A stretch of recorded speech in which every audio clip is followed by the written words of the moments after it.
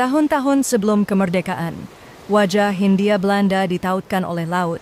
Ia bukan hanya gelombang tetapi jalur ekonomi, kontrol, dan pengawasan. Disinilah peran Koninklijke Paketvaartmaatschappij atau KPM menjadi tulang punggung kolonialisme Belanda di Nusantara. Didirikan pada tahun 1888, perusahaan pelayaran ini menghubungkan ribuan pulau dari Sabang sampai Merauke. Dengan armada kapal uap, mereka tidak hanya mengangkut barang dan manusia, tapi juga mengendalikan ritme kehidupan di bawah bayang-bayang kekuasaan kolonial.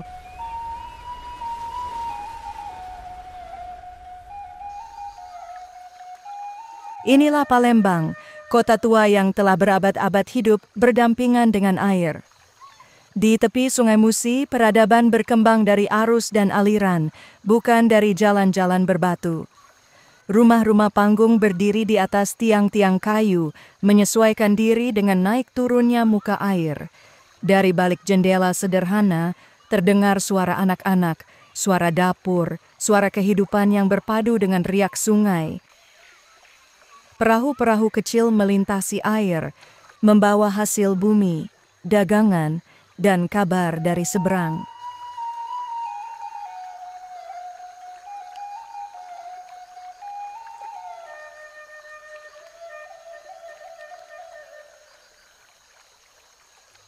Beginilah wajah Palembang di masa lalu. Ia tak hanya sebuah kota, tapi juga simpul pertemuan antara manusia dan alam, antara budaya lokal dan pengaruh luar. Ia disebut sebagai Venesia dari Timur, bukan karena kemegahan bangunannya, tapi karena cara hidup masyarakatnya yang menyatu dengan sungai.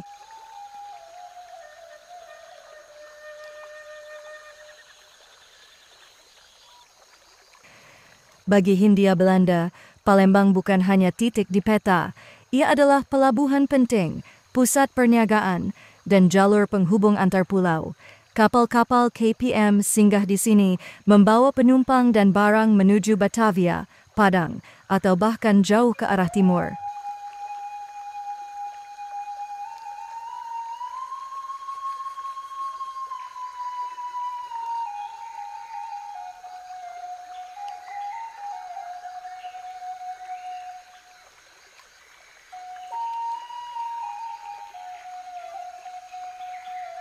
Namun jauh sebelum kapal uap datang, Sungai Musi telah lebih dulu menjadi urat nadi perdagangan Sriwijaya, kerajaan maritim besar yang pernah berjaya dari abad ke-7. Sungai ini menyimpan lapisan sejarah dari kejayaan Hindu-Buddha, datangnya Islam, hingga kedatangan kolonialisme.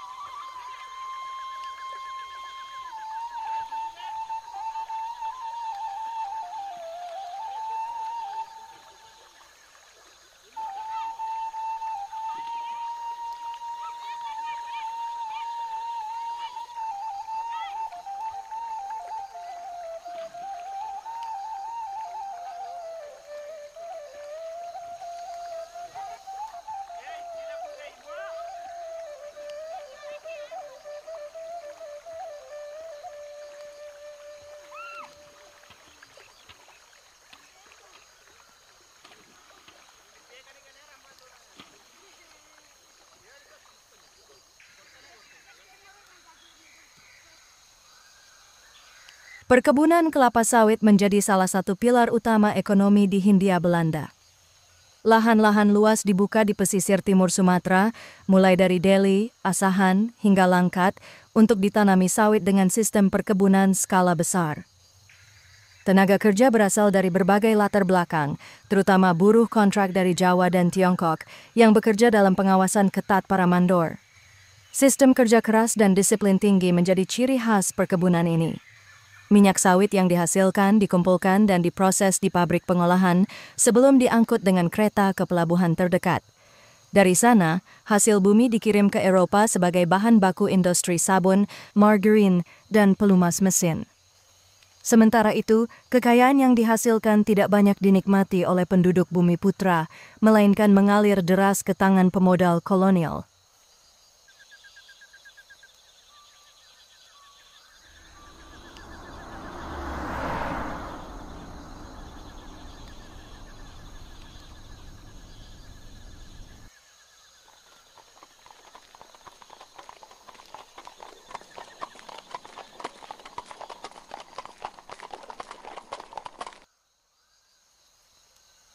Di dataran tinggi Batak, terhampar sebuah danau raksasa pada ketinggian 900 meter di atas permukaan laut, Danau Toba. Luasnya melampaui seluruh wilayah Provinsi Utrecht di Belanda. Danau ini bukan hanya sebuah keajaiban alam, tapi juga saksi geologi purba, hasil letusan supervolcano puluhan ribu tahun silam yang membentuk kaldera raksasa. Di tengahnya, menjulang Pulau Samosir, yang menjadi pusat kehidupan masyarakat Batak dengan budaya dan tradisi yang kuat.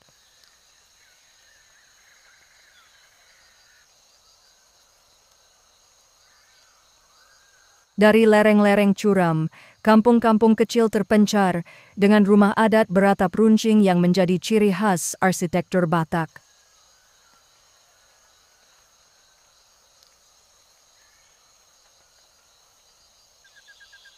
Bagi kolonial Belanda, kawasan ini tak hanya eksotis tapi juga strategis sebagai titik eksplorasi dan pariwisata.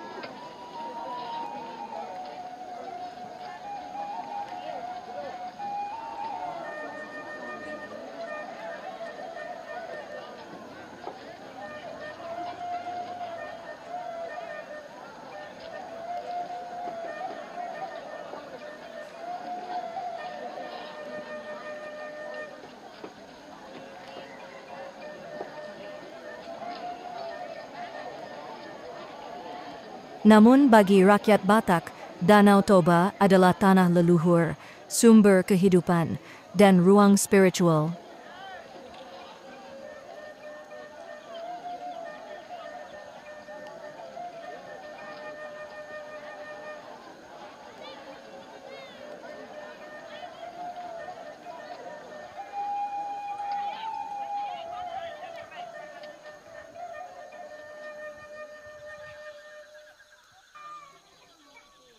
Di Aceh dan sepanjang pesisir timur Sumatera, hewan-hewan seperti sapi, kerbau, dan kuda menjadi tulang punggung transportasi darat.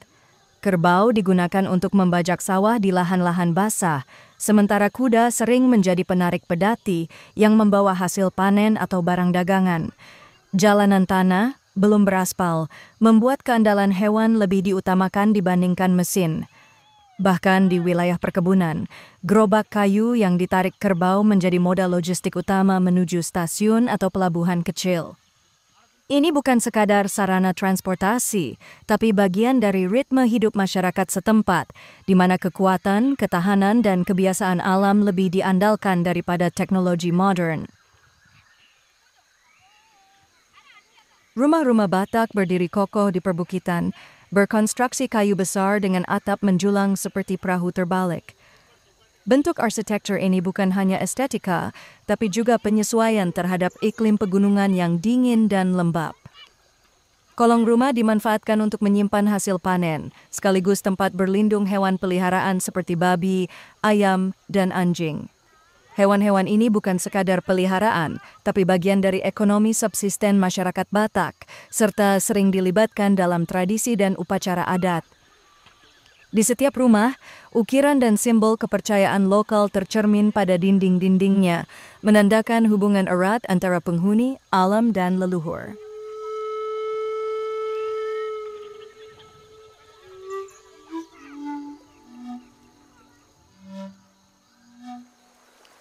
Di lembah Tarutung, wilayah pegunungan yang terletak di dataran tinggi Batak, terbentuk formasi unik dari batu kapur dan endapan belerang. Permukaannya putih kekuningan, berlapis-lapis, sekilas menyerupai gletser di pegunungan Eropa.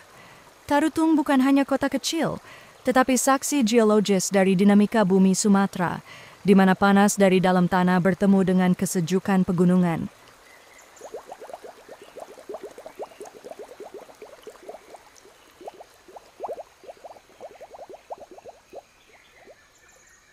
Perjalanan ini mencapai garis imajiner yang membelah bumi, Khatulistiwa. Papan bertuliskan Atenti, Equator menjadi penanda sederhana. Di baliknya, sebuah tugu menjulang di antara pepohonan tropis. Ia adalah batas geografi dan batas simbolik antara belahan bumi utara dan selatan. Pemandangan indah di Teluk Painan. Sebuah titik pandang dari zaman kolonial yang mencatat keindahan pesisir barat Sumatera dengan cara mereka, searah panah dan penuh kagum. Di balik papan ini terbentang lekuk alam yang memeluk laut dengan kelembutan Minangkabau.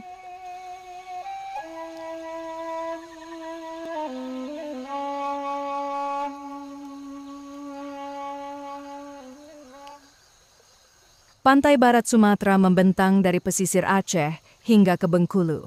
Di kawasan ini, perkampungan tradisional berdiri tak jauh dari garis pantai, berhadapan langsung dengan Samudra Hindia.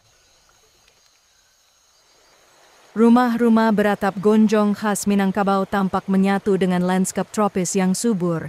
Pohon kelapa tumbuh rapat di tepian pantai menjadi pelindung alami dari angin laut. Kehidupan masyarakat berlangsung sederhana, bertani, menangkap ikan, atau mengolah hasil kebun.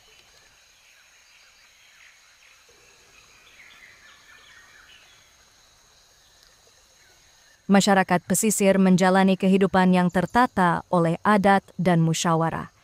Di Minangkabau, setiap kampung memiliki balai adat tempat para tetua bermufakat, memutuskan soal tanah ulayat, warisan, hingga penyelesaian sengketa. Peran perempuan kuat dalam tatanan sosial, sebagai pemilik rumah, pewaris garis keturunan, dan penjaga nilai-nilai adat, sementara laki-laki merantau membawa pulang pengalaman dan penghasilan. Hari-hari masyarakat diisi dengan gotong royong, dari memperbaiki jalan kampung hingga panen padi bersama.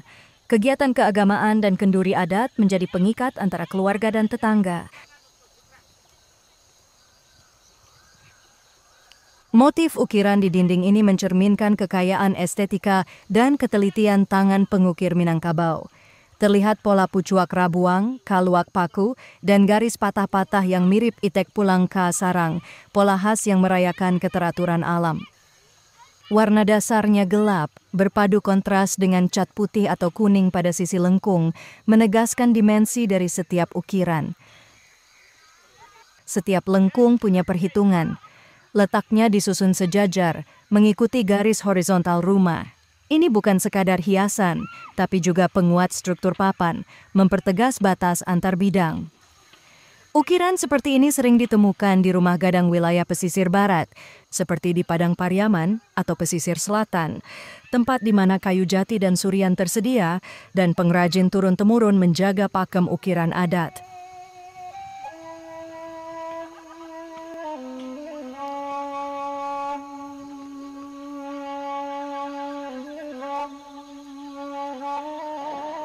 Terlihat aktivitas pasar rakyat yang tumbuh di halaman rumah-rumah panggung.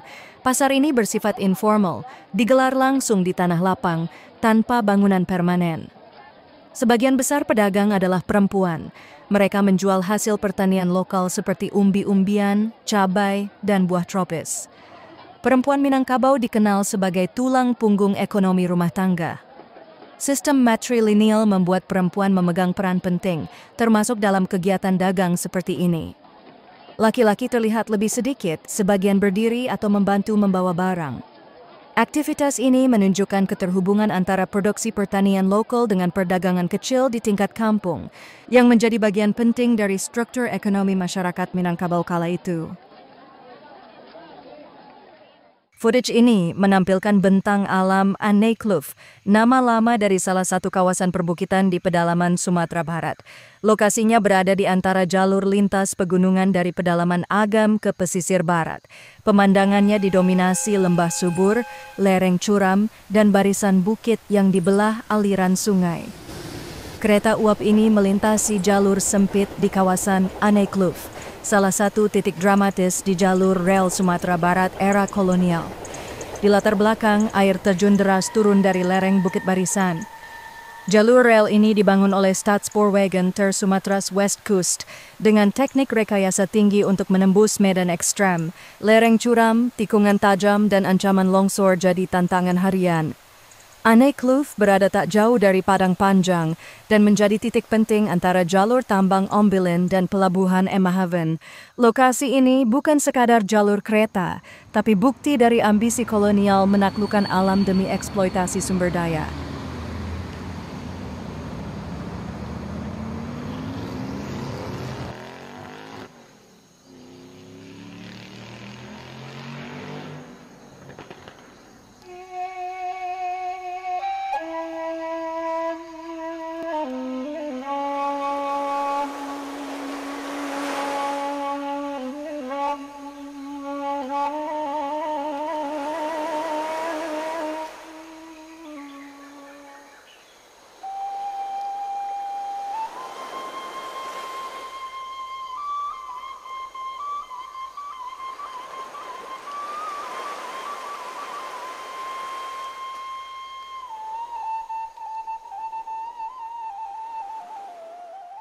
Palembang, ibu kota Sumatera Selatan, telah menjadi pusat perdagangan sejak masa kuno. Lokasinya strategis di tepi Sungai Musi, sungai utama yang telah menopang kehidupan dan ekonomi kota ini selama berabad-abad. Sungai Musi membelah Palembang dari barat ke timur, dengan lebar mencapai 1.000 meter di beberapa bagian. Inilah jalur perniagaan yang memungkinkan kapal-kapal laut masuk jauh ke pedalaman, menghubungkan hinterland dengan jalur laut internasional. Di sepanjang tepiannya, berdiri rumah-rumah panggung yang ditopang tiang kayu. Gaya arsitektur ini bukan hanya tradisi, tapi adaptasi terhadap pasang surut air dan aliran sungai yang deras. Palembang dikenal sebagai The Stad van Palen Vlotwoningen, kota rumah tiang dan perahu. Dari sinilah aktivitas harian berlangsung, bongkar muat dagangan, perahu melintas, hingga anak-anak mandi di sungai. Di pusat kota, Sungai Musi tampak tenang, tapi permukaannya dihiasi oleh rumpun tumbuhan air yang mengapung bebas. Tanaman ini bukan hanya hiasan. Di hulu, sungai-sungai anak Musi kerap tertutup rapat oleh gulma air. Saking lebatnya, jalur perahu bisa tertutup total. Setiap hari, gumpalan tumbuhan ini terlepas sedikit demi sedikit, hanyut mengikuti arus, dan tanpa henti bergerak menuju muara. Kadang menyulitkan kapal kecil, kadang menghambat pelayaran barang. Namun inilah wajah sungai di Sumatera, bukan hanya jalur transportasi, tapi juga medan yang harus ditaklukkan. Di atas Sungai Musi, perahu-perahu dagang berseliweran membawa muatan. Perahu kayu tradisional, buatan tangan para pelaut lokal yang sudah berlayar lintas pulau sejak zaman dulu. Sebagian dari arus perdagangan memang masih mengandalkan kapal laut, tapi jaringan utama tetap hidup lewat sungai ini. Perahu-perahu ini bukan hanya alat angkut, mereka adalah urat nadi ekonomi rakyat, menghubungkan pasar-pasar kecil di hulu dengan pelabuhan besar di muara.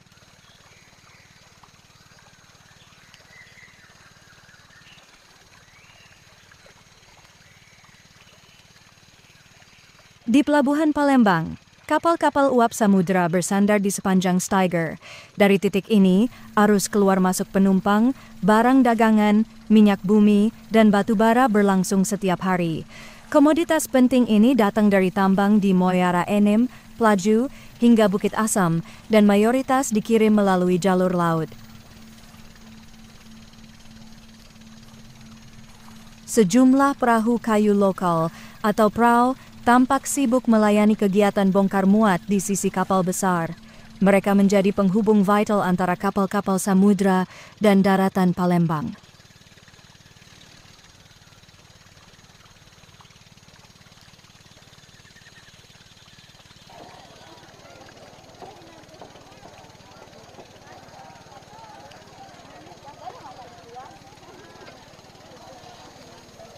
Di antara lalu lintas sungai, perahu kecil yang dikayu serempak oleh barisan pekerja asal Tionghoa. Mereka memainkan peran penting dalam rantai logistik lokal, mengantarkan muatan dari kapal ke tepian.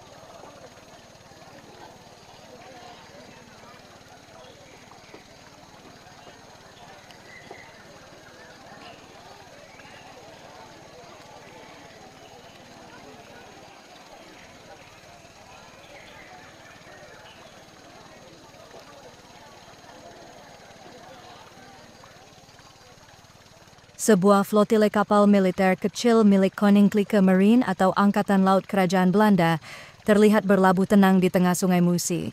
Kehadirannya mencerminkan pentingnya pengawasan militer atas jalur niaga dan keamanan wilayah perairan kolonial.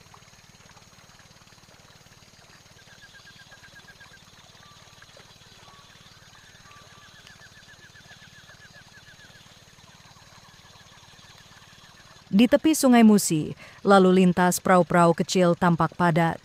Perahu-perahu itu mondar-mandir, memindahkan muatan dari kapal besar ke daratan atau sebaliknya. Aktivitas ini menjadi nadi ekonomi sungai, berdenyut tanpa henti dari pagi hingga senja.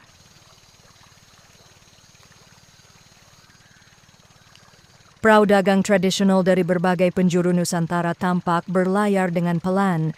Perahu-perahu ini datang dari perairan dalam Nusantara, dari Selat Bangka hingga Laut Jawa.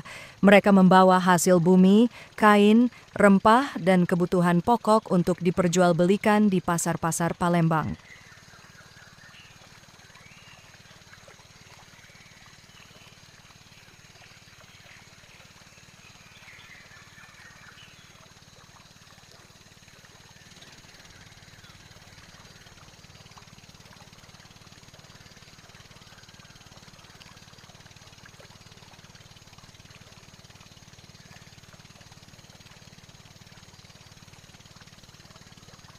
Sebuah pemandangan unik, pedagang limun dan es yang menjajakan dagangannya langsung dari atas perahu. Dengan teriakan khas dan lonceng kecil, mereka menyapa perahu-perahu lain dan penduduk yang tinggal di rumah-rumah panggung sepanjang sungai. Di atas permukaan sungai, deretan perahu-perahu kecil yang difungsikan sebagai tempat tinggal. Ukurannya sederhana, beratap rendah, namun cukup untuk keluarga yang menggantungkan hidupnya dari sungai. Disinilah mereka tidur, memasak, bahkan berdagang.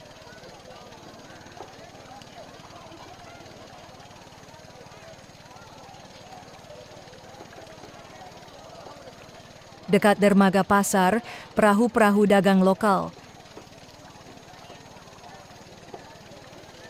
Aktivitas jual-beli berlangsung dari perahu ke perahu atau dari tepian ke atas Vlot Woningen, rumah rakit yang berfungsi ganda sebagai kios.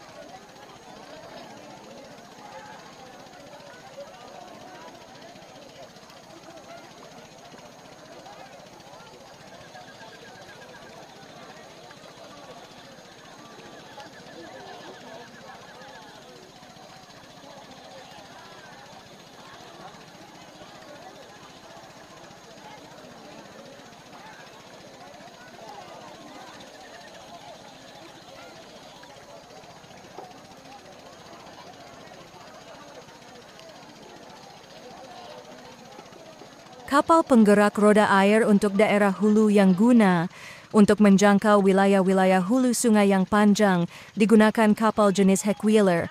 Kapal ini digerakkan oleh roda air di buritan, efisien untuk membawa barang dagangan hingga jauh ke pedalaman.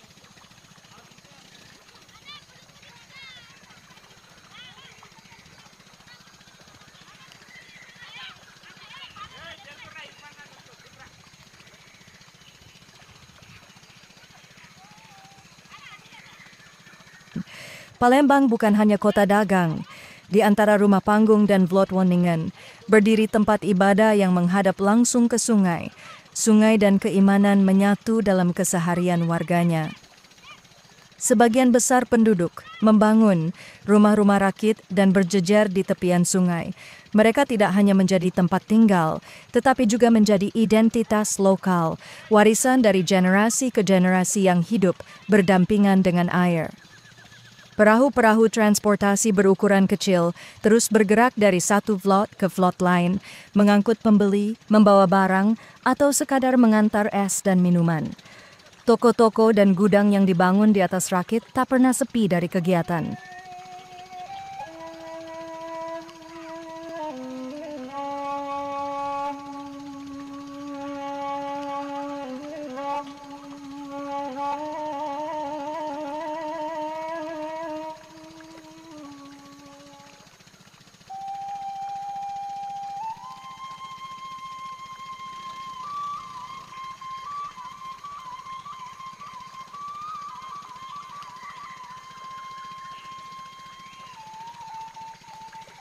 Rumah-rumah di atas vlot tidak berdiri sendiri.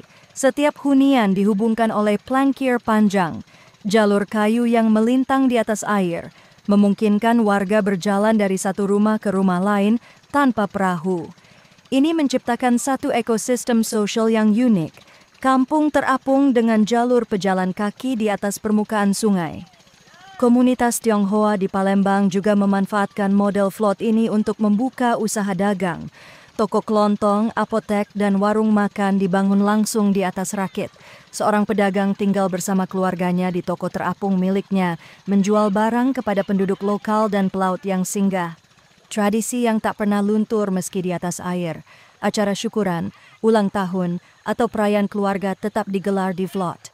Tampak para tamu datang menggunakan perahu kecil, mengenakan pakaian terbaik, lalu meniti plangkir menuju rumah sang tuan rumah. Suasana meriah terasa hangat di tengah gemericik air Sungai Musi. Senyum tuan rumah, salam perpisahan. Dalam budaya setempat, keramahan adalah bagian penting.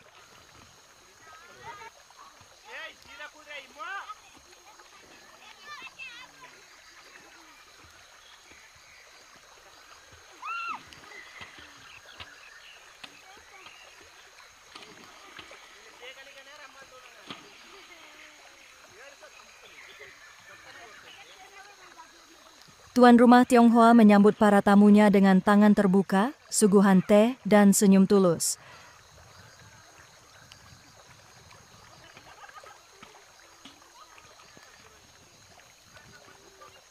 Usai acara, ucapan sampai jumpa disampaikan dengan isyarat tangan dan gerakan perahu yang perlahan menjauh.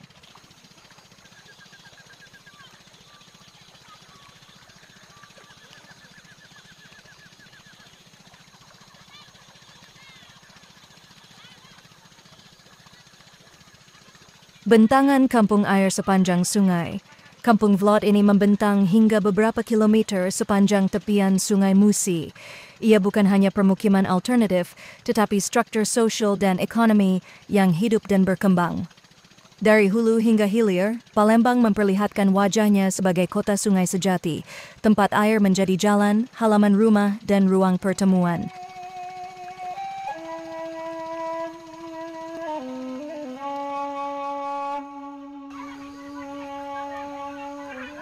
Palembang, tahun 1930-an. Di belakang rumah-rumah berdinding bulu, terbentang sebuah saluran air buatan yang berasal dari cabang Sungai Lematang, menjadi tempat mandi dan bermain bagi anak-anak kampung. Disinilah mereka belajar berenang, membina keberanian, dan membentuk kenangan zaman kecil yang terpahat sepanjang hayat. Saluran ini bukan hanya untuk mandi, ia adalah sebahagian daripada sistem pengairan yang menyambung kehidupan harian masyarakat Palembang pada masa itu. Di tengah suasana kampung yang sederhana, tampak kaum perempuan dan anak-anak menjalani keseharian tanpa gemerlap dan kebisingan kota. Mereka bukan tokoh dalam buku sejarah, tapi merekalah denyut nadi tanah jajahan ini. Seorang perempuan tua awalnya tampak canggung di depan kamera, mungkin karena belum terbiasa dengan kehadiran orang asing kulit putih yang membawa alat perekam gambar. Tapi perlahan, ia membuka suara, memberi sedikit penjelasan, entah soal jalan, rumah, atau kehidupan di sekitar.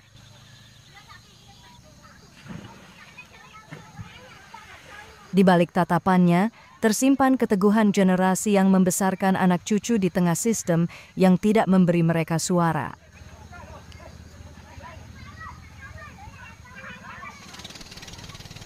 Di bagian tengah aliran Sungai Lematang, lanskap berubah.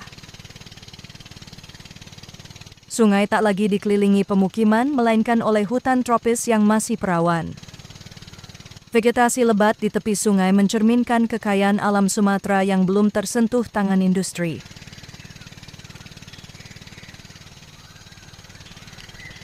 Pepohonan tinggi menjulang, akar-akar menggenggam tanah, dan semak liar tumbuh rapat di sepanjang bantaran.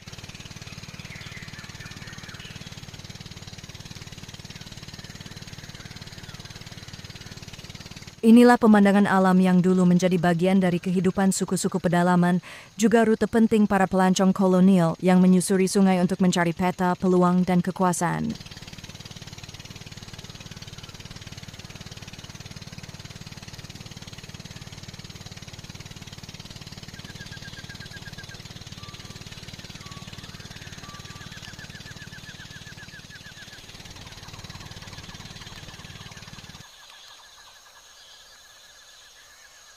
Di tengah hutan rawa yang padat dan lembab, dikenal masyarakat setempat sebagai Rapak, terhampar pipa-pipa baja milik Batavia Petroleum Maatschappij, anak perusahaan Royal Dutch Shell.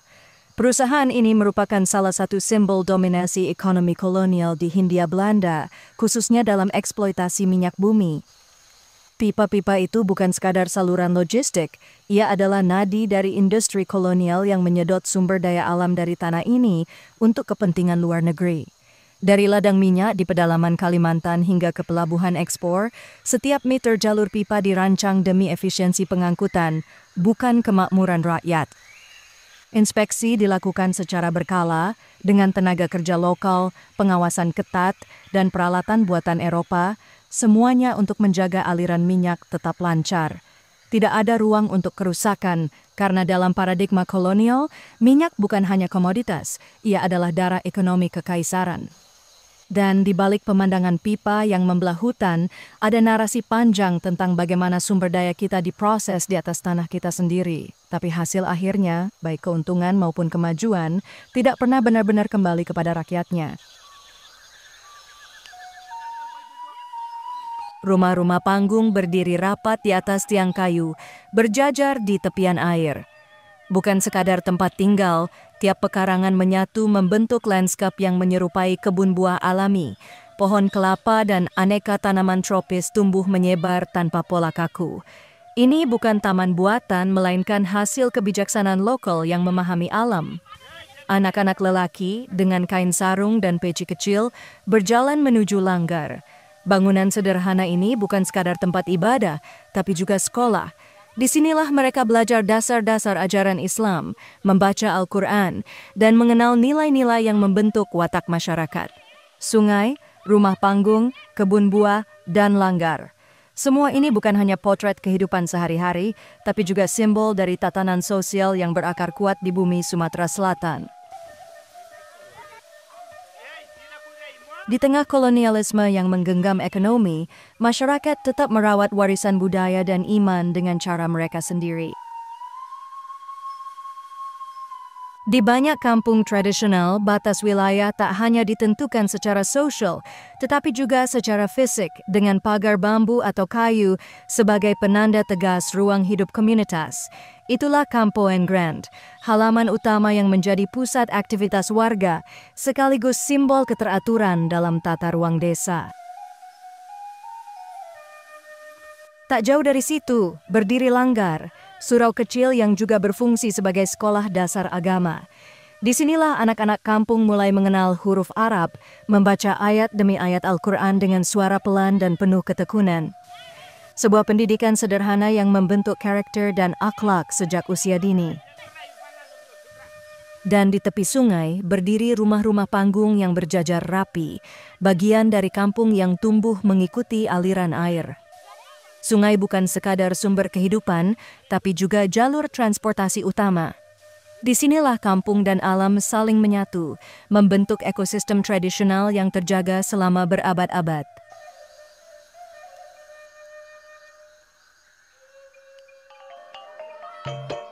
Di kampung tempat tinggal para pekerja Batavia Petroleum Maatschappij, anak-anak bermain tanpa beban. Mereka berlarian di tanah lapang, tertawa lepas meski dikelilingi oleh realitas keras industri minyak. Bagi mereka, dunia belum mengenal batas kelas atau kolonialisme, hanya petak-petak tanah, udara bebas, dan masa kecil yang dijalani sepenuh hati.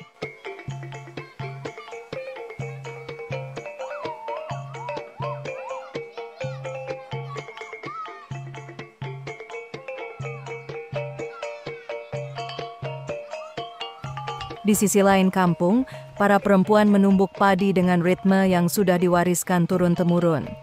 Suara alu menghantam lesung berpadu dengan percakapan ringan, menjadi simbol peran perempuan sebagai penjaga dapur dan ketahanan keluarga.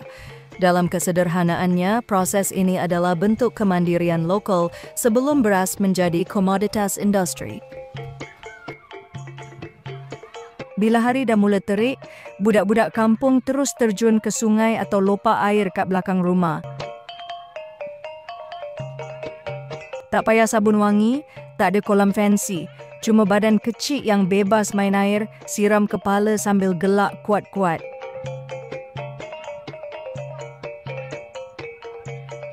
Riuh rendah suara dorang tu macam lagu alam, simple, ikhlas, tak berpura-pura. Dalam suasana tu kita nampak satu dunia kampung yang hidup ikut rentak air, tanah dengan langit. Power lah zaman tu, bro.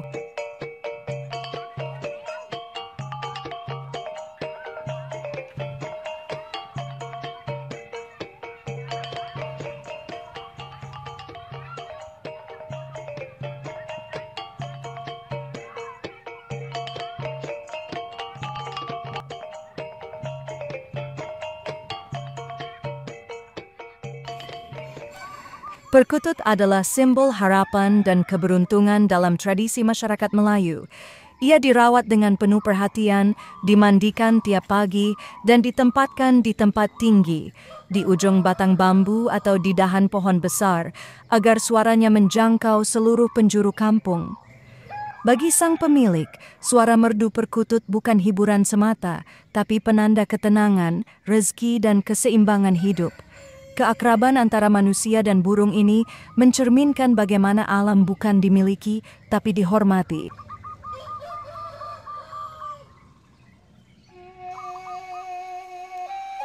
Inilah wajah Sungai Lematang saat melintasi Muara Enim, kota kecil yang dulunya menjadi pusat pemerintahan kolonial di wilayah ini.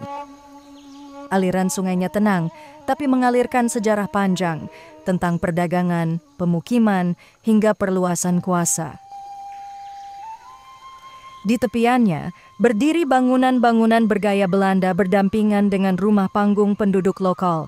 Sungai ini bukan hanya jalur air, tapi juga urat nadi yang menghubungkan kehidupan masyarakat pedalaman dengan dunia luar. Jembatan-jembatan di atas Sungai Enim dibangun untuk lalu lintas terbatas, namun ketika arus aktivitas meningkat, muncul kebutuhan akan jalur tambahan. Alih-alih memperlebar jembatan lama, pemerintah kolonial memilih langkah ekonomis, menambahkan jembatan kecil di sisinya. Lebih cepat, lebih murah, cukup untuk memperlancar logistik dari pedalaman ke pusat kekuasaan. Keputusan ini menggambarkan pola pikir kolonial yang khas. Segala sesuatu dirancang demi efisiensi mereka sendiri, bukan demi kesejahteraan penduduk lokal.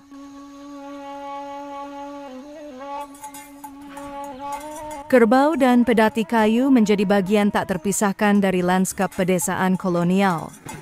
Pedati-pedati itu tak hanya mengangkut hasil bumi seperti karet dan kopra, tapi juga digunakan untuk membawa orang dari satu kampung ke kampung lain, perlahan namun pasti menyusuri jalan tanah yang membelah hutan dan ladang.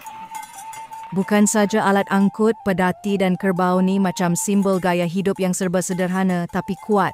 Kerbau-kerbau tu kalau berhenti, duduk rehat sambil mengunyah rumput macam tiada beban dunia. Ada yang kata, bila kerbau mengunyah sambil renung jauh, itu tandanya dia lebih faham dunia daripada kita yang sibuk kejar masa. Itu baru real, bro.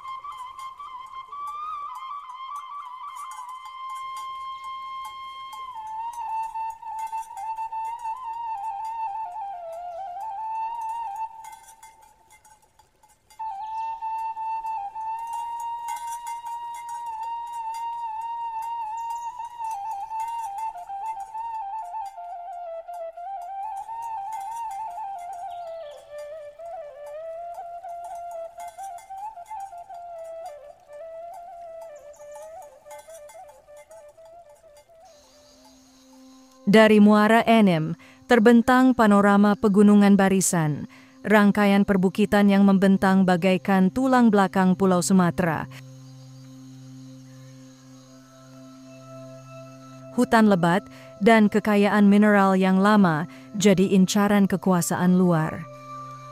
Bagi penduduk lokal, gunung-gunung ini bukan hanya bentang alam, ia jadi penanda arah, penjaga cuaca, dan bagian dari cerita turun-temurun. Tapi bagi pihak kolonial, barisan adalah tantangan geografis yang harus ditembus. agar jalur minyak, batu bara, dan hasil bumi bisa mengalir tanpa hambatan ke pelabuhan.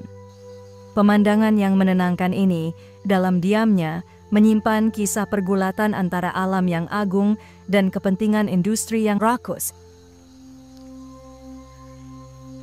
Jalan dari Muara Enim menuju Lahat melintasi kontur yang naik turun, membelah tanah basah, hutan tropis, dan lereng-lereng curam di kaki pegunungan Barisan.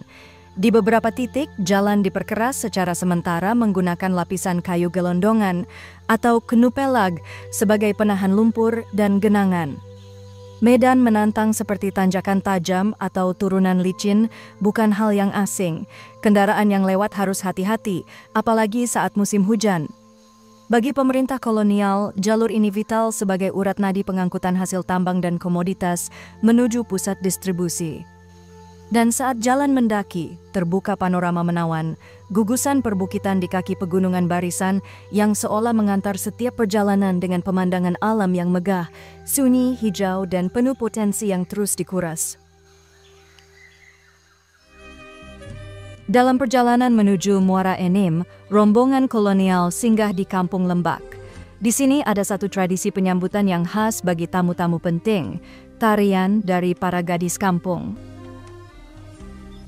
Di wilayah Sumatera Selatan, khususnya dalam adat masyarakat Lembak, para gadis dipercaya sebagai penyambut utama mewakili kehormatan keluarga dan kampung. Mereka tampil di depan tamu dengan gerakan tari yang halus dan penuh arti, bukan hanya hiburan, tetapi simbol penerimaan dan penghormatan. Tarian ini dilakukan di ruang terbuka, disaksikan oleh warga kampung yang berkumpul.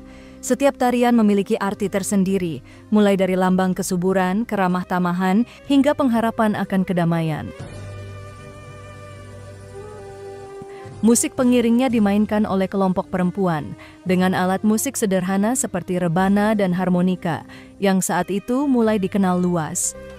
Puncak acara ditandai dengan kemunculan Raja Gadis, gelar simbolik bagi penari utama yang memimpin persembahan. Ia mengenakan hiasan kuku emas panjang di ujung jarinya, menambahkan kesan mempesona di dalam setiap gerakannya. Tarian mereka bukan sekadar hiburan, melainkan ungkapan penghormatan yang syarat makna budaya. Dengan gerakan yang anggun dan busana tradisional yang kaya simbolik, mereka menjembatani dunia lama yang penuh tata krama dengan kehadiran dunia luar yang datang bertamu. Di balik senyum dan gemulai, terpancar semangat masyarakat yang bangga akan budayanya. Perjalanan kita sampai ke Muara Enim berakhir dengan sambutan penuh makna di Kampung Lembak. Gadis kampung bukan hanya menari untuk hibur tetamu, diorang bawa marwah kampung dalam setiap lenggok dan senyuman. Itulah cara orang lama sambut orang jauh, dengan adat, dengan seni, dengan rasa hormat yang tak dibuat-buat. Dalam tarian tu tersirat satu pesanan, walau zaman berubah, jiwa Melayu tetap kekal, tak luntur dek hujan, tak lekang dek panas. Dan kita, sebagai anak waris, jangan biar sejarah ni tenggelam. Dari cerita sawah sampai ke minyak, dari jalan tanah sampai ke jembatan besi, semuanya saksi bagaimana tanah ni pernah diperah, tapi semangat orang kita tak pernah patah. Terima kasih kerana ikut sama dalam perjalanan ni. Kalau suka, jangan lupa kongsi. Kalau ada kenangan, tulis di komen, biar dokumentari ini bukan hanya tontonan, tapi jadi warisan. Salam hormat dari kami di Failure Channel.